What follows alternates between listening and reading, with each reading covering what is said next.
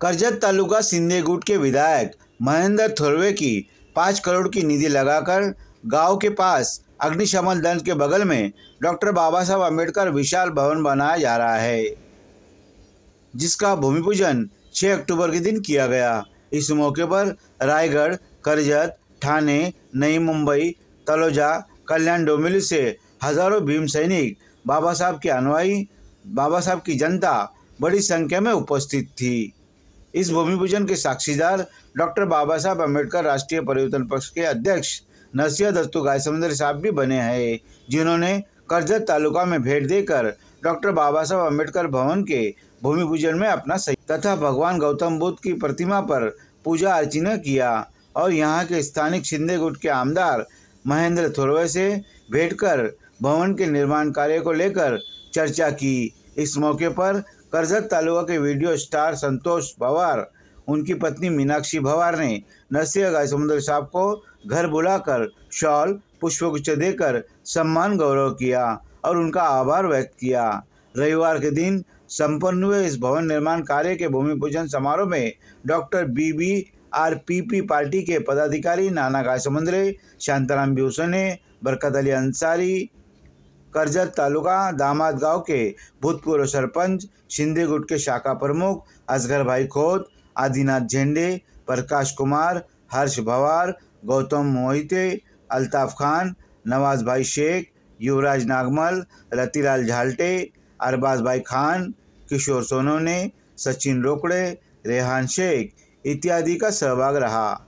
याद रहे कि करजत तालुका में यह भवन 5 करोड़ की लागत से निर्माण किया जा रहा है। करजत खालापुर नगर परिषद के बिल्डर्स रचना कंस्ट्रक्शन द्वारा यहां पर बाबा साहब का भवन निर्माण किया जा रहा है।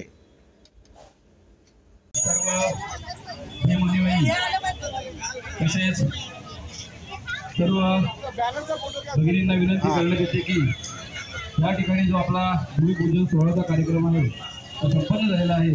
साहेब ग्रुप मध्ये या असं या ठिकाणी जायचंय। धन्यवाद। इकडे बघा इथे काढा ना तिथं मस्त इथं साहेब इकडे बघा तुम्ही कोण इकडे काठी कुठे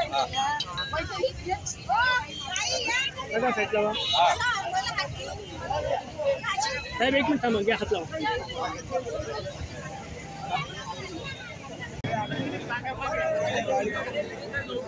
भारतरत्न डॉक्टर बाबासाहेब आंबेडकर भवन ऐतिहासिक भूमिपूजन। सर्वांना माझा क्रांतिकारी जय भीम, नमो बुद्धाय। आज कर्जत शहरामध्ये खालापूर रायगड जिल्ह्यामध्ये जे महेंद्र थोरवे आमदार साहेब आहेत, त्यांनी परमपूज्य डॉक्टर बाबासाहेब आंबेडकर यांचं एक ऐतिहासिक भवन उभारण्यात घेतलेलं आहे त्यांच्या निधीमधून। तसेच आज तो भूमिपूजन सोहळा पार पडलेला आहे। इथल्या सर्व समाज बांधवांना, बौद्ध बांधवांना माझी खूप खूप पुढील शुभेच्छा आहे की आपण ह्या कार्यक्रमामध्ये सहभागी झालो। लांब लांबून लोक आलेले आहेत। तसेच आमच्या पक्षाचे डॉक्टर बाबासाहेब आंबेडकर राष्ट्रीय परिवर्तन पक्षाचे माननीय नरसिंह दत्तू गायसमुद्री साहेब राष्ट्रीय अध्यक्ष हेही आम्ही उपस्थित आलेलो आहेत आणि सर्व कार्यकर्तेही इथं आलेले आहेत। त्याबद्दल त्यांचं खूप खूप धन्यवाद व्यक्त करतो। सर्वांना जय भीम, नमो बुद्धाय। तसेच इथले जे यूट्यूबर आहेत आणि इंस्टाग्राम स्टार आहेत, आपले भवारताई आहेत आणि भवार साहेब आहेत, त्यांच्या घरीसुद्धा आम्ही आलो, त्यांनी आम्हाला बोलवलं, त्यांचंही आभार व्यक्त करतो। धन्यवाद, नमो बुद्धाय, जय भीम।